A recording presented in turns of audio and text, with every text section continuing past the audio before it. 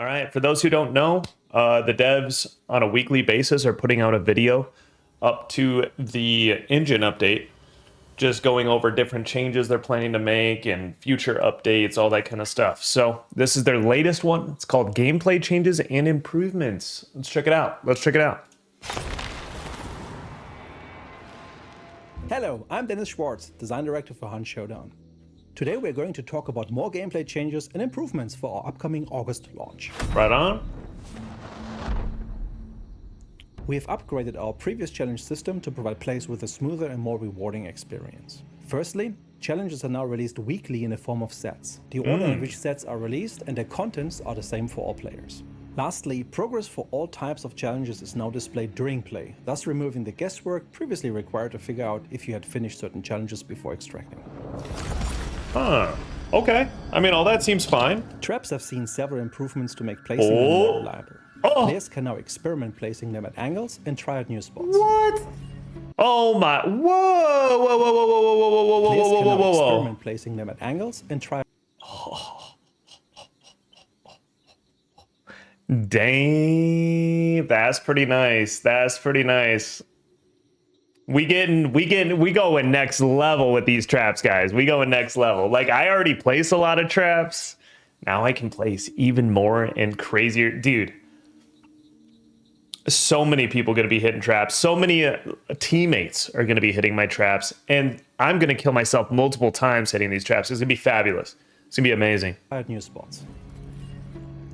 Be aware though that doors will now always trigger wire traps placed in front. Oh, interesting. Okay, that is really interesting. The door triggering traps. So I've started placing traps off of doors anyways, because that's the main place people check. And this gives me even more incentive to stop placing them in doorways. There's certain doorways that I do place them, but in general, you'll see that I place them at like the bottom of stairs and things like that these days. And this, I think, will force more of that gameplay onto people who are just like, okay, I brought traps in. Where do I put them? At the choke points. Yeah, right? I mean, that's pretty huge. Supply in the game is no longer restricted to just 2 interactions. Oh. Saddlebags, toolboxes, and other boxes, small and big, found in the world, will always offer you something to replenish. Medical supplies will always allow a player to heal once. We also changed hunter corpses so they can always be looted unless burned. Vulture will now give you some hunt dollars in addition to other loot gained for 2 upgrade points. Okay. Damn, they are... this is rapid fire. It's bang, bang, bang, bang, bang. There was like 6 changes in there. Boxes, small and big, found in the world, will always offer you something to replenish. Medical supply. So this is pretty big. It'll also stop people. So something that like is high level gameplay, right? Is you'll have your buddy hurt you a little bit or a zombie hurt you a little bit. So you'll take up the supplies around the place that offers less heals to, opponents that are in the compound. And I've done it quite a bit. You do it a lot with Scrapbeak as well, trying to like, make sure that the enemy team doesn't get a ton of advantage from the stuff around. But now it doesn't matter because everyone gets to use it at least once. That's pretty cool. It makes it to where the only problem I hate about it is it makes the team that shows up last have 0 like negative presence in the compound. Like if they show up last, they can still use all the heals that the people that showed up first can use. I don't think it'll have that big of play. It's not going to make that big of change. It'll just be a nice quality of life for anyone who shows up to compound and sees like a med kit. They'll be like, thank God I can use the med kit, Supplies will always allow a player to heal once. We also changed hunter corpses so they can always be looted unless burned. Vulture and that one is crazy. So Vulture is kind of getting built in where you're always able to loot a corpse. That is pretty insane. That is a massive change. It's going to change the amount of tools like spears and stuff that people are able to get back. It's also going to change the amount of consumables that are being thrown in a fight because guaranteed, unless they're on fire, you get shit back, which is crazy. That's a big change. Having Vulture built in, I think personally they've needed to build in a couple traits where, like decoy resupply. It's like, really? Do we really need a trait for that? Why not just give it to us? Tomahawk, was another one that they ended up folding into another trait, but it was one where I was like, just let hunters play with it. You know what I'm saying? So I'm glad to see that vulture is becoming a mainstay. It's part of the game now that every character gets, because it's pretty big when it comes to breaking up stalemates. Vulture is huge for that. Now give you some hunt dollars in addition to other loot gained for 2 upgrade points. Stalemate, yeah. We've taken a closer look at iron sights and standardized the thickness of front sights across many weapons to make them feel more consistent and easier to use at distance. Silenced weapons have received some additional love by cutting off parts of the sights to make What? Silent weapons have received some additional love by cutting off parts of the sights to make them easier to aim with. That is huge. And yes, I do agree. For anyone who doesn't know, if you're not at certain FOVs and things like that, the crosshair, when it moves, kind of like teleports around.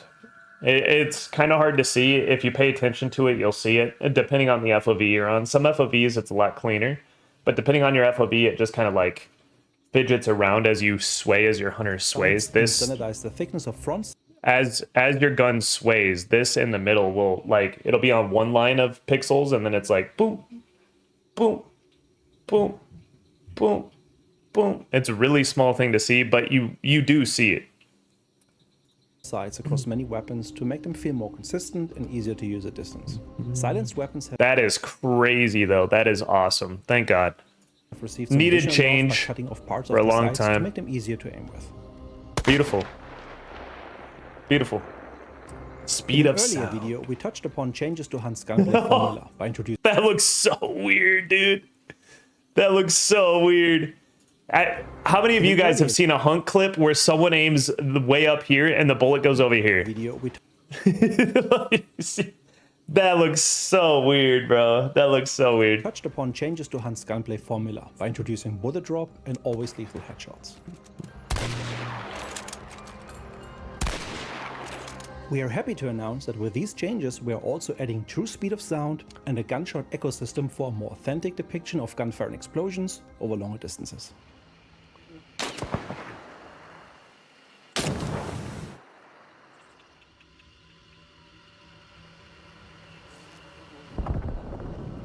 Okay.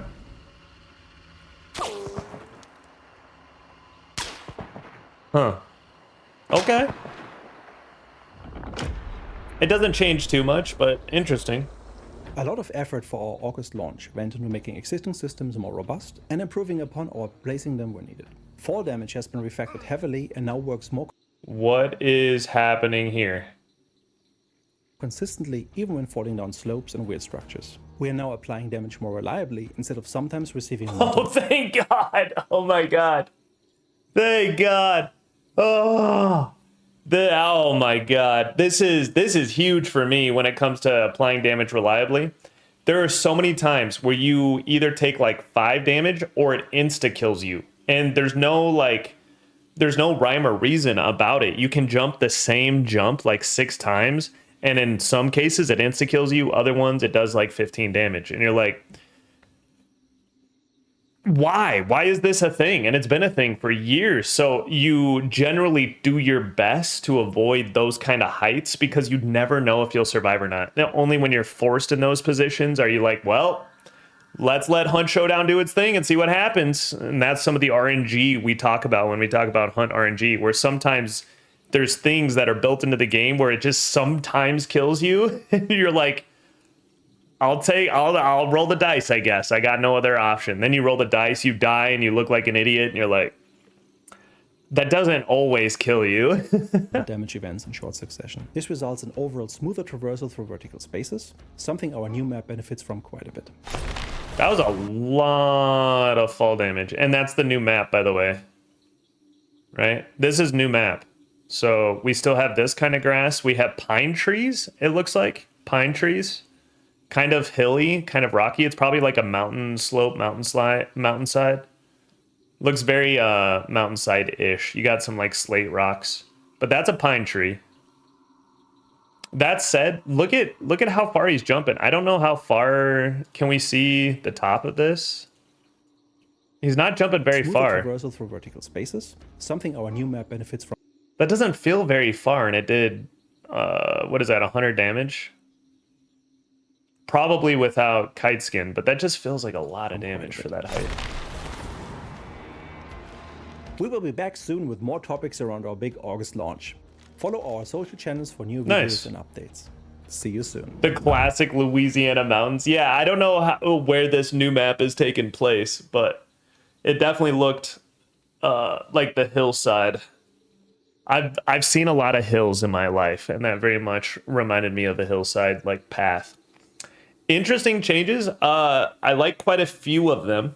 I definitely think the fall damage thing is going to be amazing because then you can consistently jump off of certain places and some other places you can't.